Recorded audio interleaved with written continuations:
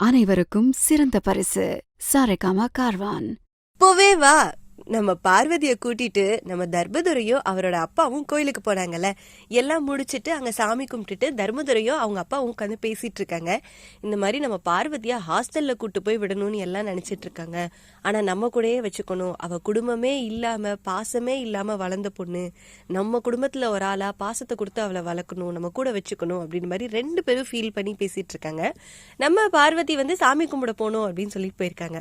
நம்ம தர்மதுரையோட அம்மாவும் மூத்த அண்ணியும் சாமி கும்பிட வந்தாங்கல்ல, அவங்க நம்ம தர்மதுரையும் அவர் அப்பாவும் பேசிட்டு இருக்கதை பார்த்து செம்ம ஷாக் ஆயிட்டாங்க. 2 பேரும் ஒருத்தருக்கு ஒருத்தர் பாத்துக்கிறாங்க. இவங்க என்ன இங்க, இவங்க என்ன இங்கன்னு.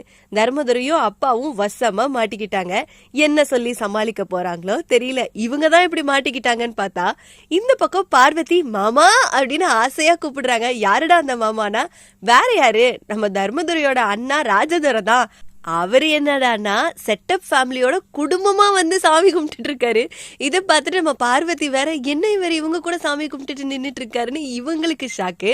பத்தாததுக்கு இந்த பொண்ணு நம்மள பாத்துட்டாளான்னு ராஜதுரைக்கு ஷாக்கு. வந்த கொஞ்ச நாள்லயே முத்தண்ணனோட செட்டப் வரைக்கும் பார்வதிக்கு தெரிஞ்சிருச்சு.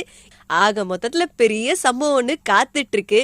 என்னெல்லாம் பொய் சொல்ல போறாங்க, எப்படிலாம் மாட்டிக்க போறாங்க, ஃபுல் எபிசோட் பார்த்து தெரிஞ்சுக்கலாம். அம்மா தாயே, இந்த வருஷமாவது என் மருமக வயித்துல ஒரு உசிர தங்க வச்சிருமா. நம்ம பார்வதிய நல்லபடியா பாத்துக்கிறதுக்கு ஏதாவது பண்ணணும்டா. எப்படியாவது அவளை வீட்டை விட்டு துரத்திட்டு லதா கழுத்துல தாலி கட்டுறேன். மாமா